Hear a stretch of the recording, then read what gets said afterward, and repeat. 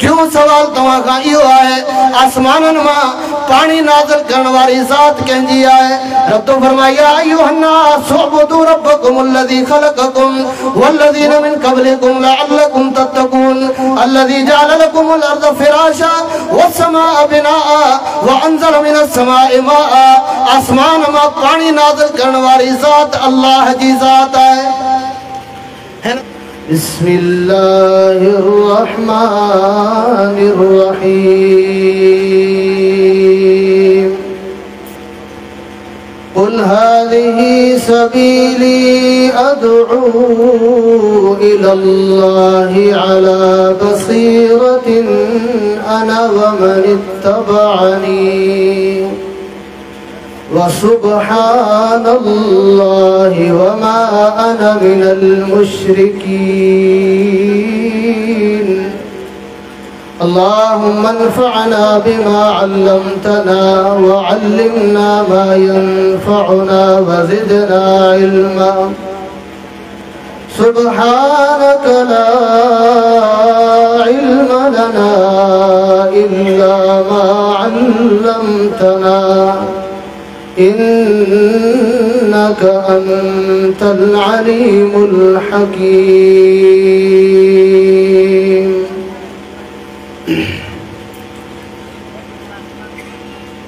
मोहतरम अज़ीज़ दोस्तों, मुसलमान भाइयों,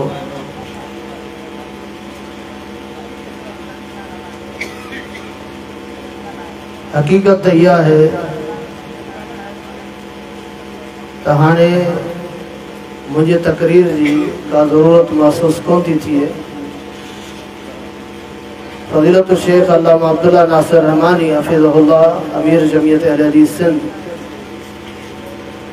फ़ज़ीलत शेख डॉक्टर रफ़ी समूह साहब हफ़िज़हुल्लाह नाज़िम आला जमीयत अहले हदीस सिंध इंतहाई इल्मी खिताबात कर चुका है।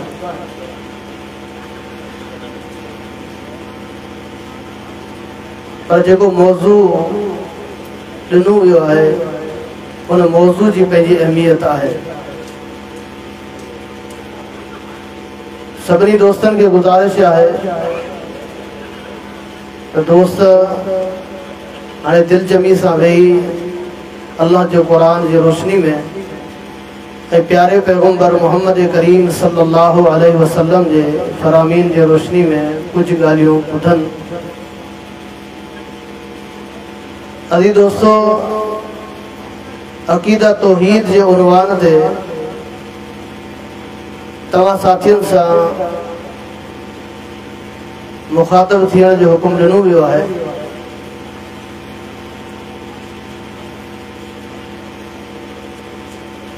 अक़ीदा तौहीद जो मतलब ही है अल्लाह रब्बुल इज़्ज़त की ज़ात जे असांखे पैदा कयो है, जो असांजो हकीकी माबूद है, मुश्किल कुशा है, हाजत रवा है, उन्हीं रब्बुल आलमीन के पंहिंजे ज़ात में सिफ़ात में इबादतन में अकेलो बेमिसल ऐं लासानी तस्लीम करण ऐं इहो मञण त उन अल्लाह रब्बुल इज़्ज़त सां गॾु को भी शरीक ऐं भाङे भाईवार ना है। ही वो अकीदो है, ही वो दावत है, ही वो मनहज है जो इमामुल अंबिया मोहम्मद करीम सल्लल्लाहु अलैहि वसल्लम जन पंहिंजे उम्मत के ॾिनो है। बल्कि तमाम अंबिया किराम अलैहिमुस्सलातु वस्सलाम जन पंहिंजन पंहिंजन उम्मतन के जेका दावत ॾिनी उहा दावत फ़क़त अकेले अल्लाह जी इबादत की तरफ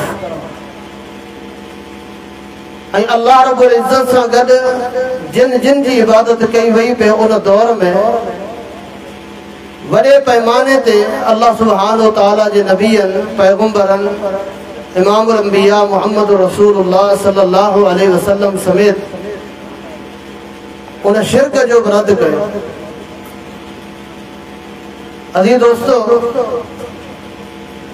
जेकॾहिं तव्हां असां चाहियूं था, असांजी हिकिड़ी दिली तमन्ना है, ख़्वाहिश है तो असां पंहिंजे दुनिया जे हिन ज़िंदगी में जेके इबादतूं कयूं पिया, टुटल फुटलूं इबादतूं, ज़िक्र अज़कार, तिलावतूं, अल्लाह ताला जे दरबार में असांजो ये समूरियूं इबादतूं क़बूल पवन त पोइ उन्हीं जे लाइ बुनियादी शर्त आहे त असांखे अक़ीदा तौहीद समझणो पवंदो ऐं उन ई अक़ीदे ते कायम रहणो पवंदो दुनिया में। ऐं अल्लाह ताला खां ये दुआऊं बि घुरबियूं त इलाहुल आलमीन इन अक़ीदे ते ई असांखे मौत अता फरमाए। कोई वो इंसान कामयाब है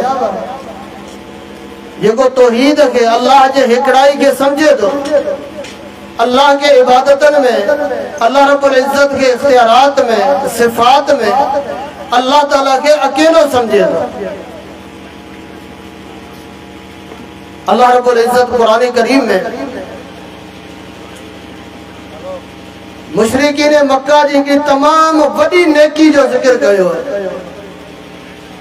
जेका दुनिया के अंदर हुनन जे नजर में बल्कि ब नेकियूं जेके तमाम वडियूं नेकियूं हुयूं, पर हकीकत यह है अल्लाह रब्बुल इज्जत फरमायो तो तौहीद यानी अकेले अल्लाह ते ईमान आणण या अड़ी नेकी है जह नेकी का वडी नेकी दुनिया में थी कोन थी सके। भले तवा मस्जिदों तामीर करो, मदारिस जी तामीर करो,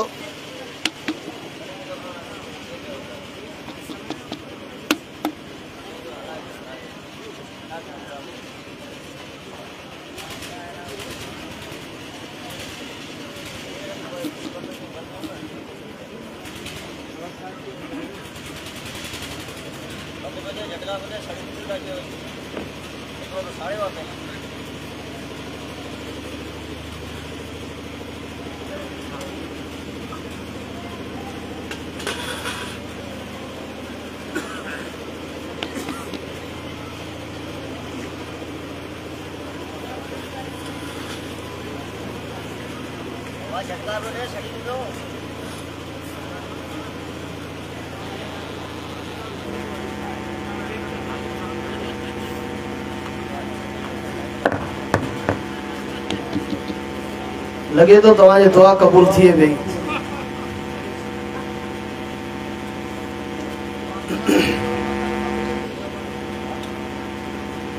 अल्लाह सुब्हानहु व तआला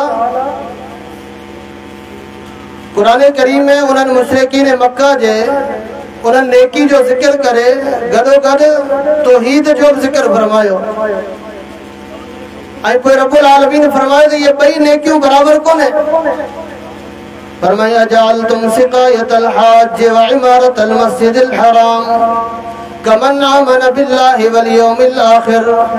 मक्के जा मुशरिक इन गाल ते फख्र कंदा हुआ, उन्हनि खे वॾो गुरूर हो इन गाल ते त बैतुल्लाह खे असां तामीर कयो आहे। अल्लाह जो अजीम घर बैतुल्लाह जी तामीर केडी वडी नेकी आहे। जे अल्लाह जे घर में हिक नमाज पढ़ी वञे त 1 लख नमाज़न जो सवाब मिले तो। अजअलतुम सिकायतल हाज व इमारतल मस्जिदिल हराम। रब जो कुरान तो फरमाए मक्के जा मुशरिक इन गाल ते खुश थींदा हुआ त बैतुल्लाह जा मेहमान, बैतुल्लाह जो तवाफ करण वारा, बैतुल्लाह में नमाज़ों पढ़ण वारा, उन्हनि खे पानी भी असां पीआरियूं था, उन्हनि जी ख़िदमत भी असां करियूं था। हेॾियूं वॾियूं ब नेकियूं असांजे ज़िम्मे आहिनि। जिन माण्हुनि मुहम्मद करीम सल्लल्लाहु अलैहि वसल्लम ते ईमान आंदो आहे उहे हेॾियूं वॾियूं नेकियूं करे ई कोन था सघनि, लिहाज़ा असीं उन्हनि खां अफ़ज़ल ऐं बहितर आहियूं। अल्लाह रब्बुल इज्जत कुरान करीम में फरमायो अजअलतुम सिकायतल हाज व इमारतल मस्जिदिल हराम कमन आमन बिल्लाह। फरमायो मक्के जा मुशरिको तव्हां समझो था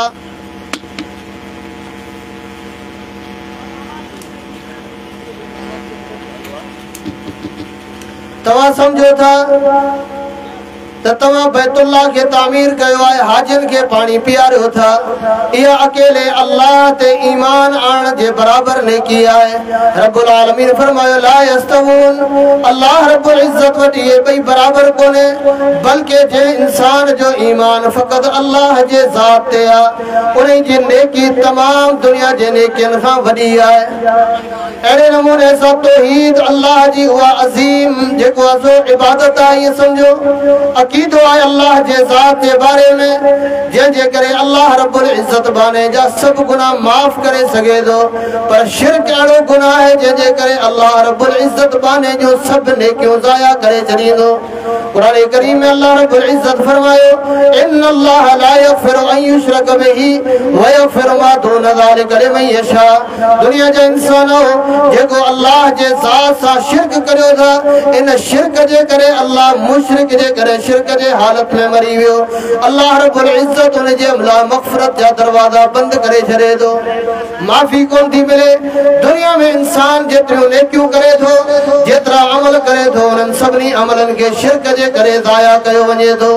क़ुरान करीम में अल्लाह रब्बुल इज़्ज़त फरमायो सूरह अनआम में 18 नबियनि जो ज़िक्र कयो रब्बुल आलमीन। उन खां पोइ फरमायो वलौ अशरकू लहबित अन्हुम मा कानू यअमलून। जेकर मुंहिंजा ही 18 नबी मूं अल्लाह जे ज़ात सां शिरक कनि हा त अल्लाह रब्बुल इज़्ज़त उन्हनि जूं नेकियूं ज़ाया करे छॾिया हा। अल्लाह जा नबी कॾहिं बि शिरक कोन कंदा। रब जे तरफ़ां मोकिलियल पैगंबर जेके दुनिया में अचनि था, उहे अचनि ई शिरक खे मिटाइण जे लाइ था। पर रब्बुल आलमीन उन्हनि सां ख़िताब एतिरे जे लाइ कयो त उम्मत सबक पिराए त शिरक केॾो ख़तरनाक गुनाह आहे। जेकॾहिं नबियनि जे नेकियुनि में उन जी मिलावट थी वई त उन्हनि जूं नेकियूं ज़ाया थी वेंदियूं। पोइ असांजो नेकियुनि जो छा हाल आहे? असां त पंहिंजे निमाज़नि में दुकाननि जा हिसाब करियूं, पंहिंजे निमाज़नि में बनियनि जा हिसाब करियूं, पंहिंजे दुकाननि में निमाज़नि में रुकुअनि ऐं सजदनि में कारोबार हलायूं, ऐं इन्हनि इबादतनि में जेकॾहिं शिरक जी मिलावट हुजे, मूंखे ॿुधायो इहे अमल अल्लाह जे बारगाह में कीअं क़बूल पवंदा? मुस्लमानो, तौहीद इंतिहाई अहम आहे। तौहीद के इख्तियार करो। अकीदा तौहीद अल्लाह जी उहा अज़ीम नेमत आहे जिन इंसाननि खे अल्लाह दुनिया जे अंदर ॾिनी, उहे अल्लाह जा नबी ऐं पैगंबर, उहे बि अल्लाह जो शुक्र अदा कंदा विया। हज़रत यूसुफ अलैहिस्सलाम फरमायो वत्तबअतु मिल्लत आबाई इब्राहीम व इस्माईल व इसहाक मा कान लना अन नुश्रिक बिल्लाहि मिन शै ज़ालिका मिन फज़लिल्लाहि अलैना व अलन नास। हज़रत यूसुफ अलैहिस्सलाम फरमाइनि था असां मुंहिंजो ईमान मुंहिंजो दीन उहो आहे जेको मुंहिंजे पीउ इब्राहीम जो इसहाक जो हो, उन दीन ते आउं क़ाइमु आहियां। वमा मा कान लना अन नुश्रिक बिल्लाहि मिन शै, असांजे लाइ मुनासिब ई कोन्हे त असीं अल्लाह जे ज़ात सां कंहिंखे शरीक करियूं। ज़ालिका मिन फज़लिल्लाहि अलैना व अलन नास। ही अल्लाह जो वॾो करम आहे, रब जी वॾी महिरबानी आहे जो अल्लाह रब्बुल इज़्ज़त असांखे इहा सम्झ ॾिनी आहे जो अल्लाह जे ज़ात सां कंहिंखे शरीक कोन था करियूं। ही रब जो वॾो इनाम आहे। अल्लाह रब्बुल इज़्ज़त जंहिं मुस्लमान खे तौहीद जी पंहिंजे हिकिड़ाई जी सम्झ अता कई आहे, ही अल्लाह रब्बुल इज़्ज़त जे तरफ़ां तमामु वॾो अहसान अथव। अल्लाह जे इन नेमत जो अहलुल हदीसो शुक्र अदा करे। अल्लाह असांजे पेशानी खे कंहिं वण जे साम्हूं, कंहिं पत्थर जे साम्हूं, कंहिं क़बर जे साम्हूं, कंहिं ज़िंदह जे साम्हूं, कंहिं मुर्द जे साम्हूं झुकण खां महफ़ूज़ रखियो आहे। ही अल्लाह जो तमामु वॾो एहसान अथव, रब जो तमामु वॾो इनाम आहे। ऐं इहा दावत जेका असां ॾियूं था अकेले अल्लाह जे तरफ़, जेतोणीकि मुआशिरे जे अंदरि पाणी ॾियो यार महिरबानी करे। अब तू छा पियो करे यार? स्पीकर या सही हलाए या मूंखे जो तकरीर ख़त्म करियां।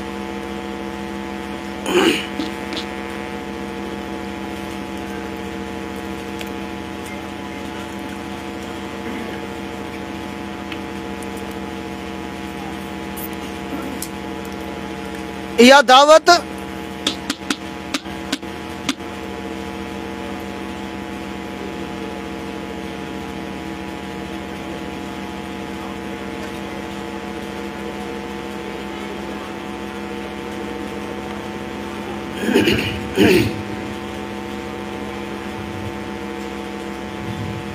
यह दावत अल्लाह सुब्हानो ताला जे नबियन सगोरन ॾिनी। इमामुल अंबिया मोहम्मद रसूलुल्लाह सल्लल्लाहु अलैहि वसल्लम अकेले अल्लाह जे तरफ दावत ॾिनी। अॼु तव्हां अहलुल हदीस जे हिन अज़ीम इज्तिमा में मौजूद आहियो। अल्हम्दुलिल्लाह हिन इज्तिमा में न कंहिंजे मखलूक मां कंहिंजे बि इबादत जे तरफ़ तव्हां खे सॼो कोन थो वञे। दावत सिर्फ़ हिकिड़ी आहे त अकेले अल्लाह खे मञो, अकेले अल्लाह ते ईमान आणियो, अकेले अल्लाह जी इबादत करो। इहा दावत इहो मनहज कंहिंजो हो? मोहम्मद करीम सल्लल्लाहु अलैहि वसल्लम जो। फरमाई कुल हाज़िही सबीली अदउ इलल्लाहि अला बसीरतिन अना व मन इत्तबानी व सुब्हानल्लाहि व मा अना मिनल मुशरिकीन। ए मुंहिंजा प्यारा पैगंबर मोहम्मद करीम सल्लल्लाहु अलैहि वसल्लम तव्हां चओ हाज़िही सबीली मुंहिंजो रस्तो ही अथव। कहिड़ो रस्तो आहे? बुज़ुर्गनि ना, पीरनि ना, वलियनि ना, उन्हनि जे इबादतनि ना, उन्हनि जे नज़र नियाज़ ना छॾण छा अल्लाह जे रसूल जो रस्तो आहे। फरमाईंदा अदउ इलल्लाह, आऊं तव्हां खे फ़क़त अकेले अल्लाह जे तरफ़ दावत ॾियां थो, अकेले अल्लाह जे तरफ़। अदउ इलल्लाह, सिर्फ़ अल्लाह जे तरफ़। या दावत अला बसीरतिन, दावत कहिड़े बुनियाद ते आहे? अरबी ज़बान जा ॿ लफ़्ज़ आहिनि, हिकिड़ो बसारत आहे, ॿियो बसीर आहे। बसारत जी माना अखियुनि सां ॾिसणु ऐं बसीरत जी माना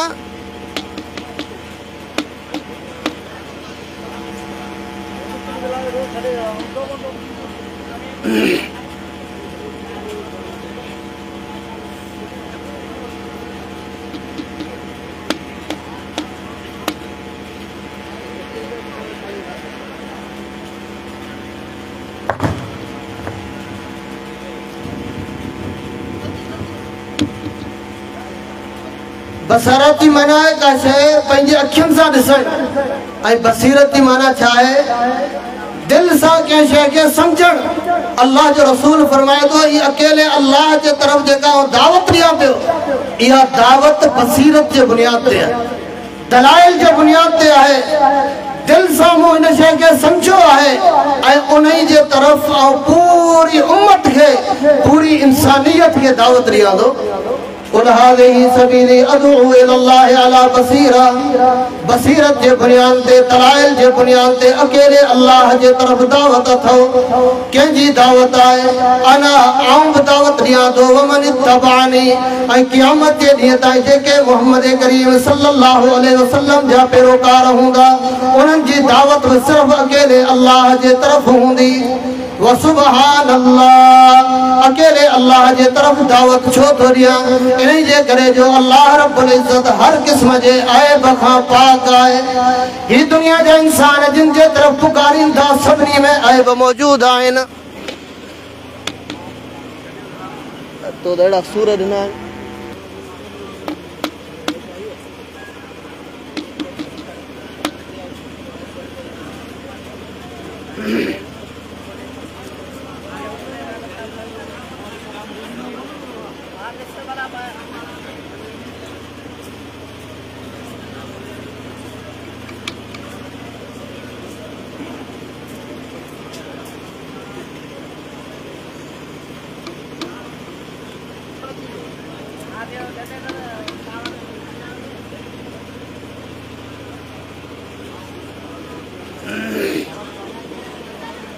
सर तू हलाए, आस्ते था ॻाल्हाए।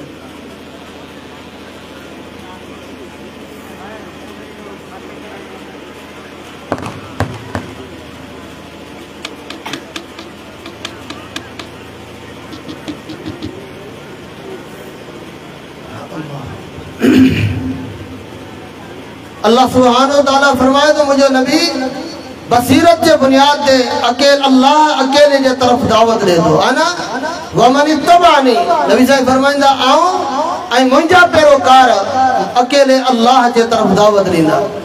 दौरे हाज़िर में ऐं क़यामत ताईं हिकिड़ो मयार मिली वियो असांखे त जेके माण्हू सिर्फ़ अल्लाह जे तरफ़ दावत ॾियनि था, उहे मोहम्मद करीम जा सच्चा पैरोकार आहिनि। अना व मन इत्तबानी, जेको अल्लाह का सवाइ गैरनि जे तरफ़ दावत ॾे, उहो मोहम्मद करीम जो पैरोकार न आहे, बल्कि मोहम्मद रसूलुल्लाह सल्लल्लाहु अलैहि वसल्लम जे मनहज खां नबी करीम सल्लल्लाहु अलैहि वसल्लम जे दावत खां वो माण्हू हटियल आहे, उन जी दावत बि हटियल आहे। बसीरत जे बुनियाद ते दावत आहे। अल्लाह रब्बुल इज्जत फरमायो फमन शरहल्लाहु सदरहु लिल इस्लाम फहुव अला नूर मिन रब्बिही। जे माण्हू जे दिल के अल्लाह दीन जे लाइ खोले छॾियो, तौहीद लाइ खोलियो, फहुव अला नूर मिन रब्बिही, उहो अल्लाह जे तरफ़ां नूर ऐं रोशनी ते आहे, बसीरत ते आहे। उनखे यकीन हूंदी आहे त आऊं दुरुस्त आहियां। दुनिया जे अंदर जंहिं मुशरिक खां पुछंदो तव्हांखे चवंदो यार ख़बर कोन्हे केरु सही आहे, का ख़बर कोन्हे, असां त नेकियूं करियूं पिया, क़बूल करण वारी ज़ात अल्लाह जी आहे। पर मुवहिद खां पुछंदा चवंदो मुंहिंजो अक़ीदो सही आहे, मूंखे यकीन आहे। मुशरिक हमेशह शक में हूंदो, मुवहिद हमेशह यकीन ते हूंदो, छाकाणि त उहो मोहम्मद करीम सल्लल्लाहु अलैहि वसल्लम जे दावत वारे रस्ते ते क़ाइम आहे। अला बसीरा व मन युरिदिल्लाहु अन यहदियहु यशरा सदरहु लिल इस्लाम। अल्लाह जंहिंखे हिदायत ॾींदो आहे उन जे सीने खे इस्लाम लाइ खोलींदो आहे। व मन युरिद अन युज़िल्लहु व मन युरिद अन युज़िल्लहु यजअल सदरहु ज़य्यकन हरजन कअन्नमा यसअदु फिस समा। रब फरमाए जंहिंखे अल्लाह गुमराह कंदो आहे उन जे लाइ हक़ क़बूल करण एतिरो ॾुखियो हूंदो आहे गोया कि उनखे केरु चवे थो त आसमान ते चढ़ी वञ। आसमान ते चढ़ण जेतिरो ॾुखियो एतिरो तौहीद खे क़बूल करण मुश्किल आहे मुशरिक जे लाइ। पर जंहिंखे अल्लाह रब्बुल इज़्ज़त नवाज़ींदो आहे, जंहिं ते रब फज़ल कंदो आहे, जंहिं ते रब जा एहसान हूंदा आहिनि, उहो इंसान अल्लाह रब्बुल इज़्ज़त अकेले ते ईमान आणींदो आहे। बसीरत जे बुनियाद ते, दलाइल जे बुनियाद ते, नूर जे बुनियाद ते अल्लाह जे तरफ़ां उनखे यकीन हूंदी आहे त आऊं हक़ ते आहियां ऐं मुस्लमानो इहो ई हक़ आहे त अकेले अल्लाह जी इबादत कई वञे। मैदान अल्लाहु अकबर आलम अरवाह में पूरी दुनिया जा इंसान अल्लाह जे ज़ात सां इहो वाइदो करे आया आहिनि, अल्लाह सां ये वाइदो करे आया पूरी दुनिया जा इंसान। रब्बुल आलमीन फरमाए व इज़ा अख़ज़ रब्बुका मिन बनी आदम मिन ज़ुहूरिहिम ज़ुर्रियतहुम व अशहदहुम अला अनफुसिहिम। अल्लाह रब्बुल इज़्ज़त ने आलम अरवाह में सब रूह पैदा कया। क़यामत ताईं दुनिया में जेके इंसान अचणा हुआ उन्हनि सभिनी जे रूहनि खे रब्बुल आलमीन पैदा करे हिकिड़ो वाइदो वरितो, अलस्तु बिरब्बिकुम, छा आऊं तव्हांखे पालण वारो कोन आहियां, आऊं तव्हांखे संभालण वारो कोन आहियां। कालू बला, सभिनी चयो हा इलाहुल आलमीन, तूं ई असांजो ख़ालिक ऐं मालिक आहीं। अल्लाह रब्बुल इज़्ज़त क़ुरान में फरमायो अन तक़ूलू यौमल क़ियामत इन्ना कुन्ना अन हाज़ा गाफ़िलीन। ओ दुनिया जा इंसानो ईअं न थिए जो क़ियामत जे ॾिहाड़े चओ इलाहुल आलमीन असांखे त तौहीद खे सम्झायो ई कोन, तौहीद जी असांखे ख़बर ई कोन हुई, तुंहिंजे हिकिड़ाई जो सबक़ खे असांखे पढ़ायो ई कोन। रब फरमाईंदो बाना आलम अरवाह में मूं पंहिंजे हिकिड़ाई जो सबक़ सम्झाए तोखे दुनिया में मोकिलियो, तुंहिंजे हिदायत जे लाइ आसमानी किताब नाज़िल कया, अल्लाह पैगंबर मोकिलिया, अल्लाह जा बाना आया जिन तव्हांखे रब जी हिकिड़ाई सम्झाई। हाणे क़यामत जे ॾींहुं जेकॾहिं तव्हां बहाना कंदव त इलाहुल आलमीन असांखे ख़बर ई कान हुई, रब फरमातो इहो तव्हांजो उज़्र कोन हलंदो। आओ तक़ूलू इन्नमा अशरक आबाउना मिन क़ब्लु व कुन्ना ज़ुर्रियतम मिन बादिहिम अफतुहलिकुना बिमा फ़अलल मुब्तिलून। फरमाया क़यामत जे ॾींहुं अची चओ इलाहुल आलमीन मूं जंहिं घर में जनम वरितो बाबा खे बि क़ब्र परस्त ॾिठमि, ॾाॾे खे बि क़ब्र परस्त ॾिठमि, अल्लाहु अकबर गैरुल्लाह खां घुरंदे ॾिठमि, गैरुल्लाह खां मददूं घुरंदे ॿुधमि। जंहिं घर में मूं जनम वरितो उहो मुशरिकनि जो घर हो। इलाहुल आलमीन इन जे करे मूंखे सज़ा न ॾे, मुंहिंजे वॾनि खे सज़ा ॾे। अॼु त इंसान चए थो न बाबा वॾनि जो तरीक़ो कोन छॾींदुसि, मुंहिंजे बाबे खां ई रस्तो मिलियो आहे, ही मुंहिंजे ॾाॾे खां रस्तो मिलियो आहे, उन रस्ते खे कोन छॾींदुसि। क़यामत जे ॾींहुं मञींदो अफतुहलिकुना बिमा फ़अलल मुब्तिलून। इलाहुल आलमीन मुंहिंजा वॾड़ा बातिल ते हुआ, मुंहिंजा वॾड़ा जेको आहे सो शिरक ते हुआ, हाणे उन्हनि जे नज़रियात जे करे उन्हनि जे अक़ीदनि जे करे मूंखे सज़ा न ॾे। अल्लाह ताला फरमाए तो बाना ये तुझा उज़र ही बहाना कोन हलंदा। नबी सगोरा आया, आसमानी किताब नाज़िल थिया, अल्लाह जा बाना तौहीद जी दावत ॾियण वारा मौजूद रहा, पोइ बि तोखे अल्लाह जो तौहीद समझ में कोन आयो। जेस ताईं दुनिया जे अंदर रब जे तौहीद ते इंसान कायम आहिनि तेस ताईं दुनिया कायम आहे। जॾहिं मुवाहिद दुनिया में खत्म थींदा पोइ हिन ज़मीन ते कंहिंखे रहण जो हक़ कोन हूंदो, क़यामत कायम थी वेंदी। अल्लाह जे रसूल सल्लल्लाहु अलैहि वसल्लम जो फरमान है तेस ताईं क़यामत कायम कोन थींदी जेस ताईं हकीकी तौर ते अल्लाह के सुञाणण वारा ज़मीन में मौजूद हूंदा। अल्लाह जा बानो जिन जे साम्हूं तव्हां सजदा करियो था, जिन जे साम्हूं तव्हां झुको थिया, जिन जे खां तव्हां नज़रो नियाज़ जिन जे नालनि ते करियो था, जिन जे नालनि ते जानवर ज़बह करियो था, मूंखे ॿुधायो अल्लाह रब्बुल इज़्ज़त क़ुरान करीम जे अंदर सूरह नमल में 5 आयतन में लगातार गॾु तक़रीबन 20 सवाल पुछिया आहिनि। आहे को मुशरिक उन मां हिकिड़े सवाल जो जवाब ॾेई सघे? हिकिड़े ही मक़ाम ते लगातार अल्लाह ताला 5 आयतूं ज़िक्र कयूं आहिनि ऐं उन में 20 सवाल अल्लाह पुछिया आहिनि। जिन खे तव्हां मुश्किल कुशा सम्झो था, जिन खे तव्हां ज़रूरतूं पूरियूं करण वारो सम्झो था, जिन खे तव्हां चओ था हे धीउ ऐं पुट ॾियनि था, ही बरसातूं वसाइनि था, ही ख़ुशहालियूं ॾियनि था, ही ॾुखनि मां इंसाननि खे कढनि था, रब फरमाए थो मुंहिंजा 20 सवाल आहिनि, इन मां हिकिड़े सवाल जो जवाब ॾियो। का हिकिड़ी शइ इन्हनि शयुनि मां इन्हनि पैदा कई आहे जिन जे नालनि ते तव्हां जानवर ज़बह करियो था, जिन खे तव्हां मुश्किल कुशा सम्झो था। सूरह नमल 60 नंबर आयत खां 64 आयत ताईं अल्लाह ताला लगातार अहले शिरक के लाजवाब कयो आहे। फरमाई अमन खलक़ समावाति वल अर्ज़, केर आहे जे आसमाननि खे पैदा कयो। आए को दुनिया में अड़ो मुश्किल कुशा, आए को दुनिया में अड़ो गादी नशीन, आए को दुनिया में अड़ो के आस्ताने वारो जे आसमान जो हिकड़ो ज़र्रो भी पैदा कयो हुजे। अमन खलक़ समावाति वल अर्ज़, बियो सवाल इहो आहे त ज़मीन खे पैदा करण वारो केर आहे? रब्बुल आलमीन फरमाए मुंहिंजा महबूब मुहम्मद करीम सल्लल्लाहु अलैहि वसल्लम वला इन सअलतहुम मन खलक़ समावाति वल अर्ज़ ला यक़ूलुन खलक़हुन्नल अज़ीज़ुल हकीम। तव्हां हिननि खां पुछंदो मुशरिकनि खां जिन जी तव्हां इबादत करियो था, इन्हनि ज़मीन खे पैदा कयो या आसमान खे? ही पाण एतराफ़ कंदा त ज़मीन ने आसमाननि खे पैदा करण वारी ज़ात अल्लाह जी आहे। पोइ ही जिन खे तव्हां पुकारियो पिया इहे छाजा मुश्किल कुशान, ये इन्हनि कहिड़ी शइ पैदा कई आहे? अरूनी माज़ा ख़लक़ू मिनल अर्ज़, ॾेखारियो ज़मीन मां का शइ पैदा कई हुजे, का भी शइ पैदा कई हुजे। इन्हनि ज़मीन जो को टुकड़ो, ज़मीन ते को वण, ज़मीन ते को गाह, को कख हिकिड़ो इन्हनि पैदा कयो हुजे। इन्हनि छा पैदा कयो आहे? अफ़मन यख़्लुक़ु कमा ला यख़्लुक़, जेकॾहिं इन्हनि कुझु बि कोन पैदा कयो पोइ तव्हां उन्हनि खे उन जे बराबरि कीअं था करियो रब जे जंहिं सभु कुझु पैदा कयो। अमन खलक़ समावाति वल अर्ज़, आसमाननि खे पैदा कयाऊं या ज़मीन खे पैदा कयाऊं। व अंज़ल मिनस समाए माआ, आसमान मां हेतिरा साल गुज़री चुका आहिनि, हज़ारे लखे बरसातूं वठियूं आहिनि, पाणी जो हिकिड़ो फुड़ो तव्हां जेके मुश्किल कुशा आसमान तां हेठि किरायो हुजे। टियों सवाल तव्हां खां इहो आहे आसमाननि मां पाणी नाज़िल करण वारी ज़ात कंहिंजी आहे?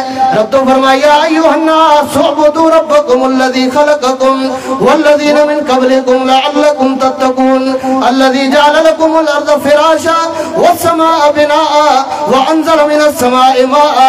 आसमान मां पाणी नाज़िल करण वारी ज़ात अल्लाह जी ज़ात आहे।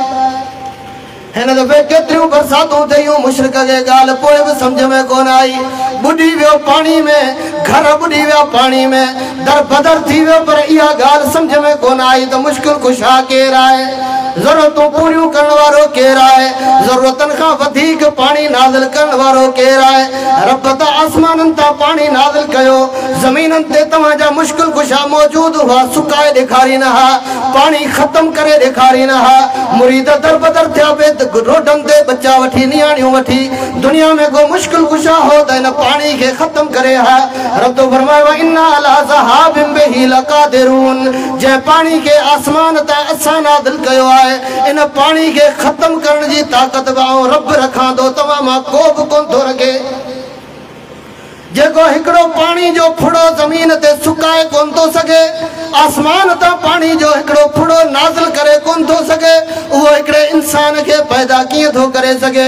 मुशरिक तो चवींदो अल्लाह धीओ दे थो, पुट दे थो। बीमारियों अल्लाह का सवाइ ॿिया जेको आहे धीओ ऐं पुट ॾियनि था, अल्लाह का सवाइ ॿिया बीमारियूं टारीनि था। रब्बुल आलमीन फरमायो केर बि कुझु कोन थो करे सके।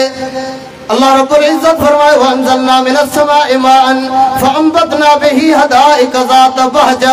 ही ज़मीन जो रौनकूं बरसात जे पानी जे ज़रिए सां करण वारो केर आहे? ज़मीन मां ये उभड़ उभारण वारी ज़ात कंहिंजी आहे। हेॾी सारी ज़मीन खे रब्बुल आलमीन बरसात जे पानी सां सरसब्ज़ ऐं शादाब बनाए छॾियो। इन में हिकिड़ो ॿूटो ॾेखारियो अल्लाह खां सवा कंहिं ॿिए पैदा कयो हुजे।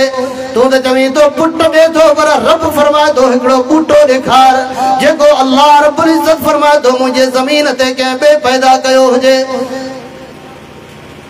वअंज़लना मिनस समाइ माअन फअंबतना बिही हदाइक ज़ात बहजा। अल्लाहु अकबर। मा कान लकुम अन तुंबितू शजरहा। तव्हां मां त को हिकिड़ो वण बि केरु पैदा कोन थो करे सघे, हिकिड़ी टारी बि केरु पैदा कोन थो करे सघे। रब फरमाए थो अइलाहुम अल्लाह। ही पंज सवाल थो। ज़मीन जो ख़ालिक केर? आसमान जो ख़ालिक केर? आसमान मां पानी नाज़िल करण वारो केर? ज़मीन खे रौनकूं ॾियण वारो केर? ज़मीन मां वण पैदा करण वारो केर? रब फरमाए थो अइलाहुन मा अल्लाह। हाणे तव्हां लाजवाब थिया न, इहे सभु कम केरु थो करे? अकेलो अल्लाह। पोइ रब फरमाए थो छा पोइ बि मूंसां गॾु ॿिया शरीक आहिनि? मूंसां गॾु पोइ बि केरु इबादत जे लाइक़ु आहे? अल्लाहु अकबर। केॾो ज़ुल्म आहे हिन मुआशरे जे अंदरि। बरसात जो पानी रब नाज़िल करे, ज़मीन मां गाह अल्लाह पैदा करे, जानवर उहे रब जो पैदा कयल गाह खाइनि। जॾहिं ज़बह करण जो टाइम अचे तॾहिं ही फलाणे साईं जे नाले ते ज़बह पियो थिए। पोइ साईं खे चओ इन जानवर जेको तुंहिंजे नाले ते ज़बह करियो था, इन जो हिकु टाइम जो चारो ज़मीन मां पैदा करे ॾेखार न। चारो पैदा करण वारी ज़ात अल्लाह जी। पानी जेको जानवर पीए उहो रब नाज़िल कयो। इन जानवर खे अल्लाह पैदा कयो। ऐं जॾहिं इन जानवर जे ज़बह करण जो वक़्तु अचे थो तॾहिं केॾो ज़ुल्म आहे। अल्लाह खे छॾे गैरनि जे नाले ते जानवर ज़बह थियनि था। इन जे करे रब फरमाए इन्न शिर्क लज़ुल्मुन अज़ीम। ही दुनिया जो बदतरीन ज़ुल्म आहे अल्लाह जे ज़ात सां ॿियनि खे शरीक करणु। फरमाई अमन जालल अर्ज़ करारा। छहों सवाल तो पुछे रब केर आहे जंहिं ज़मीन खे सुकून वारो बनायो आहे? ही हेॾा सारा माण्हू ज़मीन ते वेठा आहिनि, ज़मीन ख़ामोश आहे। तुंहिंजे मथां ॿ मण बोरी रखिजे का वज़न वारी कीअं ताहूं करी, कीअं आवाज़ तो मां निकिरनि। अमन जालल अर्ज़ करारा। रब तो फरमाए कंहिं ज़मीन खे ही जेको आहे सुकून वारी बनायो आहे, ख़ामोश आहे। हिन ज़मीन ते हली बि थो, सवारियूं बि हलाईंदो। हिन ज़मीन खे खेड़िए बि थो, पोखी बि थो। हिन ज़मीन जे अंदरि महल बिठाईंदो, वॾा बंगला वज़नी शयूं बि लॻाईंदो। कॾहिं हिन ज़मीन का दाह कई आहे, हिन ज़मीन कॾहिं हरकत कई आहे। अमन जालल अर्ज़ करारा। केर आहे जंहिं हिन ज़मीन खे सुकून वारो बनायो? अल्लाहु अकबर। रब्बुल आलमीन फरमाए थो अमन जालल अर्ज़ करारा वजअल खिलालहुमा अनहारा। ऐं हिन ज़मीन जे विच में रब समुंड जारी कया आहिनि। ही दरिया वहनि पिया, पाणी वहे पियो। आहे को दुनिया जो मुश्किल कुशा जंहिं हिकिड़े वाटर जो पाणी बि तव्हांखे ॾिनो हुजे, हिकिड़ी नहर जो पाणी तव्हांखे ॾिनो हुजे। रब्बुल आलमीन फरमाए थो वजअल लहा रवासिया। ही अल्लाह जी ज़ात आहे जंहिं हिन ज़मीन जे अंदरि जेको सो जबल अल्लाह लगाए छड़िया आहिनि त इहा हरकत न करे। को हिकिड़ो जबल जो को हिकिड़ो टुकड़ो अल्लाह खां सवाइ कंहिं पैदा कयो हुजे त ॿुधायो। वजाल खिलालहा अनहारा वजाल बैनहुमा बरज़ वजाल बैनहुमा हाजिज़न। अल्लाह रब्बुल इज्जत हिन ज़मीन जे अंदरि रुकावट पैदा करे छॾी आहे। हिन जॻह ते बोर करियूं था त पाणी मिठो निकिरे थो, हिन जॻह ते बोर करियूं था पाणी खारो निकिरे थो। ही कंहिंजी ज़ात आहे जेको ज़मीन जे अंदरि इन खारे पाणीअ ऐं मिठे पाणीअ खे पाण में मिलण कोन थो ॾे। कंहिंजी ज़ात आहे केरु? कंहिंजी पहुच आहे एतिरी? कंहिंजी रसाई आहे हेसि ताईं? अल्लाहु अकबर। रब फरमाए थो इलाहुम अल्लाह। छा अञा बि अल्लाह सां गॾु को शरीक आहे? बल हुम क़ौम यादिलून। ही नाइंसाफ़ी बेइंसाफ़ी करण वारी क़ौम। रस्ते ता हटियल क़ौम अल्लाहु अकबर जेके हेॾा सारा दलाइल ॿुधी करे पोइ बि पंहिंजूं पेशानियूं अल्लाह खां सवाइ ॿियनि जे साम्हूं झुकाईंदा हुजनि।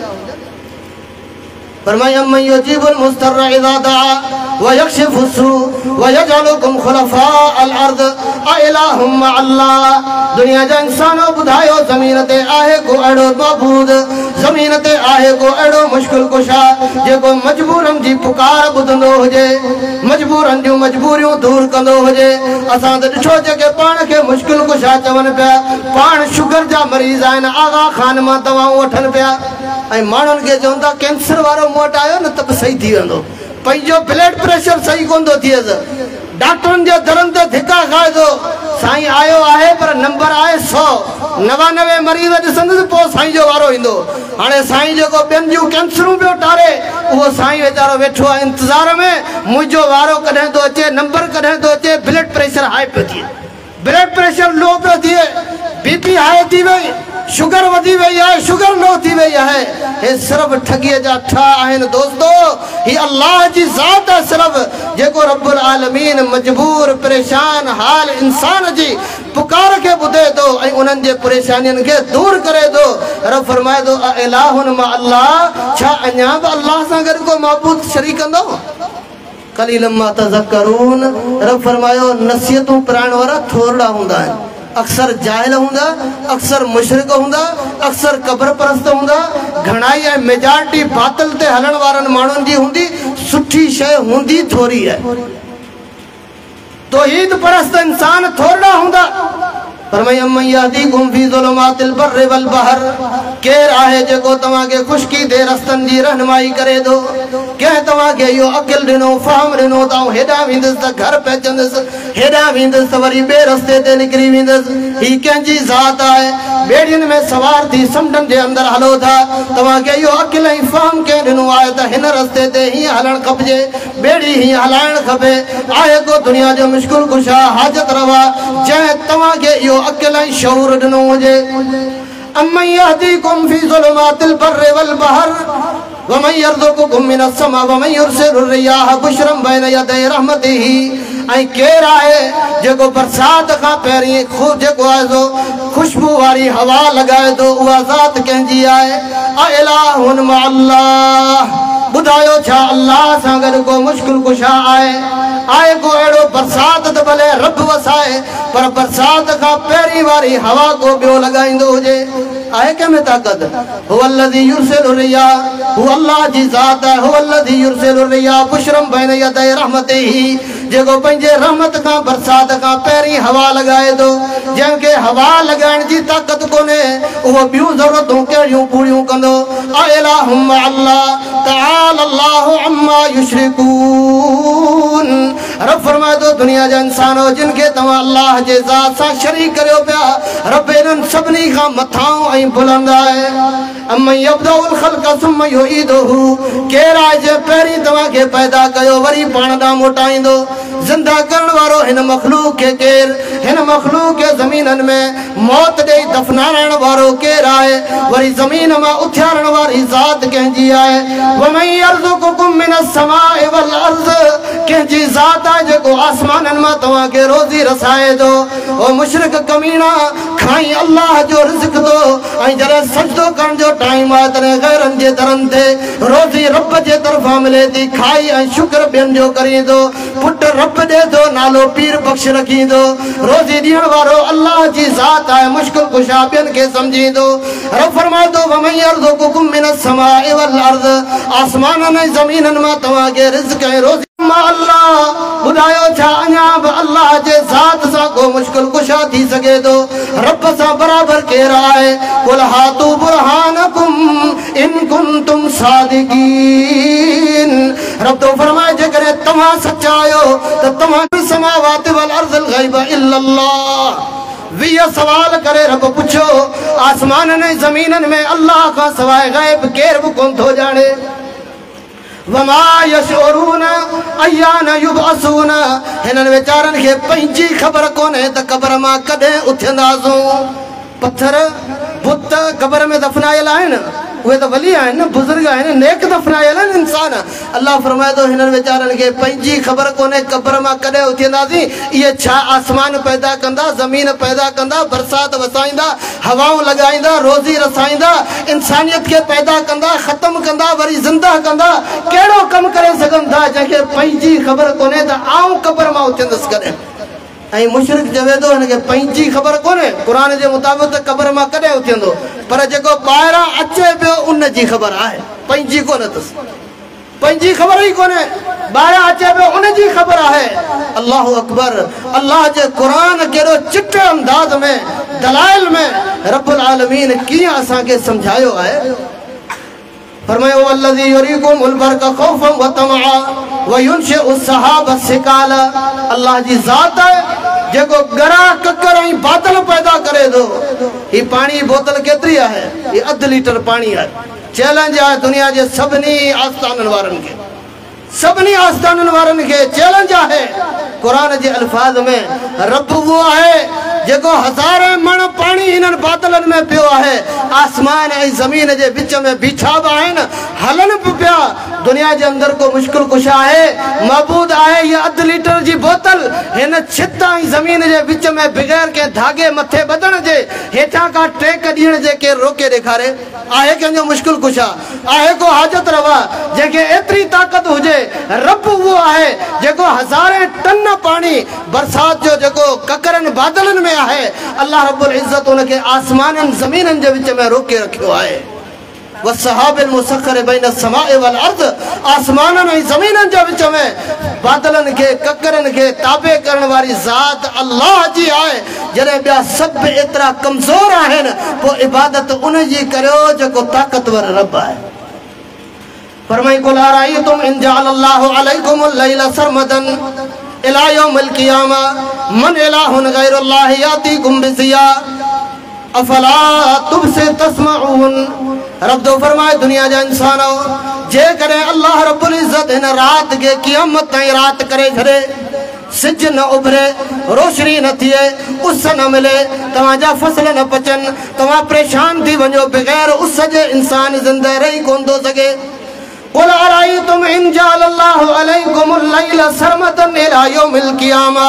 रब क़यामत ताईं जेकॾहिं रात खे रात ई रखी छॾे, सिज न उभरे, मन इलाहुन गैरुल्लाहि यातीकुम बिज़िया, आहे को दुनिया में माबूद, आहे को दुनिया में मुश्किल कुशा तव्हांखे रोशनी जो इंतज़ाम करे ॾे? आहे केरु अहिड़ो जेको रात खे ख़त्म करे तव्हां वटि ॾींहुं आणे छॾे? अल्लाहु अकबर। रब्बुल आलमीन फरमायो अफला तस्मऊन, छा पोइ बि ॿुधो कोन था, ॾिसो कोन था? अन्ना युफ़कून, किथे पिया भटको दुनिया जा इंसानो। कुल अरायतुम इन जअलल्लाहु अलैकुमुल लैल नहार सरमदन कुल अरायतुम इन जअलल्लाहु नहार सरमदन इन सरमदन मन इलाहुन गैरुल्लाहि यातीकुम बिलैलिन तस्कुनून फी। रब तो फरमाए जेकॾहिं अल्लाह ॾींहं खे हमेशा जे लाइ ॾींहुं रखी छॾे, रात न थिए, तव्हां आराम कीअं करियो, तव्हां सुकून कीअं करियो? अल्लाहु अकबर। रब तो फरमाए आहे को अहिड़ो जेको तव्हांखे मन इलाहुन गैरुल्लाहि यातीकुम बिलैलिन, जेको उन ॾींहं खे ख़त्म करे तव्हांखे रात आणे ॾेखारे? आहे को अहिड़ो? अफला तस्मऊन, छा पोइ ॿुधो कोन था? वमिन रहमतिही जअल लकुमुल लैल वन्नहार, ही अल्लाह जी रहमत आहे जंहिं रात ऐं ॾींहं पैदा कया, लितस्कुनू फीहि वलितब्तगू मिन फज़लिही, त तव्हां रात जो आराम करियो, ॾींहं जो कारोबार करियो। ही कंहिंजो फज़ल आहे? अल्लाह जो फज़ल आहे। पोइ बि तव्हां अल्लाह जे ज़ात जो शुक्र कोन था करियो? अल्लाहु अकबर। छा क़ुर भरियो पियो तौहीद सां। हक़ीक़त इहा आहे जेकॾहिं ही मुसलमान इहे गुमराही जूं पटियूं, कारा चश्मा पंहिंजे अखियुनि तां लाहे अल्लाह जे किताब खे वञी पढ़, अल्लाह जे किताब खे वञी पढ़, सूरह कसस पढ़, सूरह नमल पढ़। अल्लाहु अकबर। अल्लाह रब्बुल इज़्ज़त जे तौहीद सां क़ुर भरियो पियो आहे। ही वरी चयो थो साईं फलाणे खे ग़ैब जी ख़बर बि पवे थी, फलाणे खे ग़ैब जी ख़बर पवे थी, अल्लाह जे नबियनि खे ख़बर कोन्हे, पोइ कंहिंखे ख़बर पवे थी? अल्लाह जे नबियनि खां को वॾो वली आहे? अल्लाह जे नबियनि खां को वॾो वली हूंदो?